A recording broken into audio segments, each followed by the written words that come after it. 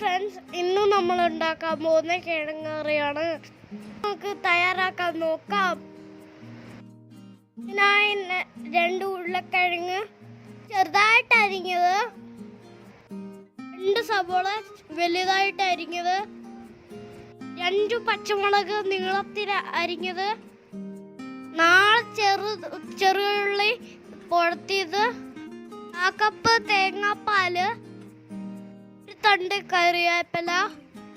ഇതിലേക്ക് ആവശ്യമായ മസാലകൾ: 1 ടീസ്പൂൺ മല്ലിപ്പൊടി, 1 ടീസ്പൂൺ ഗരം മസാല, 4 ടീസ്പൂൺ മഞ്ഞൾപ്പൊടി, 1 ടീസ്പൂൺ മുളക് പൊടി.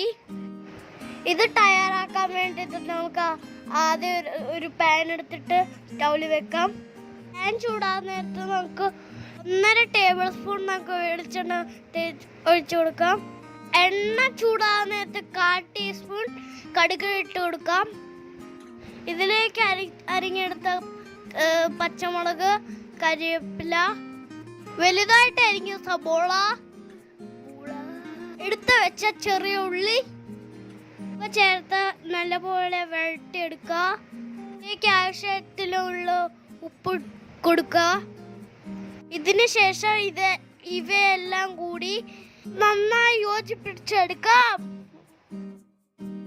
ഇപ്പോൾ ഇവയെല്ലാം നന്നായി വാടി വന്നിരിക്കുകയാണ്. ഇതിലേക്ക് മഞ്ഞൾപ്പൊടി, മുളക് പൊടി, മല്ലിപ്പൊടി, ഗരം മസാല ഇവ ചേർത്ത് നല്ലപോലെ ഇളക്കുക. ഇതിലേക്ക് അരിഞ്ഞ ഉരുളക്കിഴങ്ങ് ചേർക്കുക. അതിനുശേഷം ഇവയെല്ലാം ഒന്നുകൂടെ യോജിപ്പിക്കാം. ഇതിലേക്ക് നമുക്ക് ചൂടുവെള്ളം ഒഴിച്ചു കൊടുക്കാം.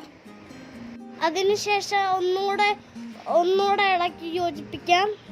ഇനി അടച്ചു വെച്ച് ഇവയെല്ലാം വേവിക്കാം. അപ്പോൾ ഇവയെല്ലാം ഏകദേശം വെന്ത് വന്നിരിക്കുകയാണ്. ഇതിലേക്ക് നമ്മൾ എടുത്തു വെച്ചിരിക്കുന്ന തേങ്ങാപ്പാൽ ചേർക്കാം. ഒന്നുകൂടെ ഇവയെല്ലാം ഇളക്കി യോജിപ്പിക്കാം. ഇപ്പോൾ നമ്മളുടെ കറി തയ്യാറായിരിക്കുകയാണ്. ഇത് നമുക്ക് വേറെ ഒരു പാത്രത്തേക്ക് മാറ്റാം.